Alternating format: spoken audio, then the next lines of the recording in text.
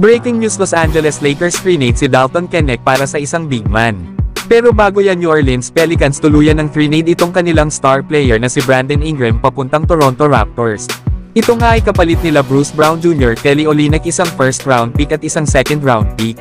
Panalo nga rin dito ang New Orleans Pelicans lalo at wala naman silang balak ng bigyan ng contract extension itong si Ingram. At nasa huling taon na nga rin ito sa kanyang kontrata at magiging unrestricted free agent na ngayong summer. Sa ngayon ay nagpapagaling pa si Brandon Ingram sa kanyang severe ankle sprain. Nahuli pa nga itong naglaro ay noong December 7 laban sa OKC Thunder. Kaya dahil sa pagdating nito sa Toronto Raptors ay meron na sila ngayong Big 3 at ito nga ay sila RJ Barrett, Scottie Barnes at Brandon Ingram. Kaya malaking upgrade din ito sa kanilang kupunan lalo at nagre-rebuild ang Toronto Raptors.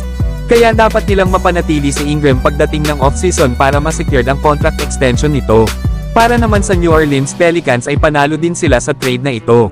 Dahil makukuha nila ang guard na si Bruce Brown na isang solid na role player. Alam naman natin na mapadepensa at opensa ay maaasahan ito.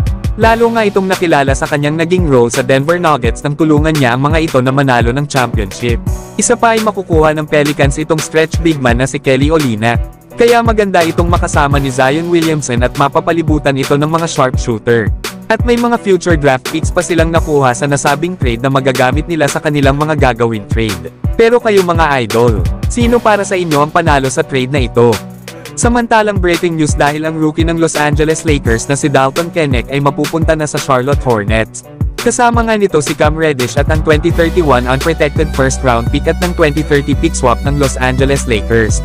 At ang kapalit nga ay itong si Mark Williams ng Charlotte Hornets, isang big man na may tangkad na 7'2". Bagay na bagay nga ito sa hinahanap ng Lakers lalo at may edad pa lang ito na 23 years old.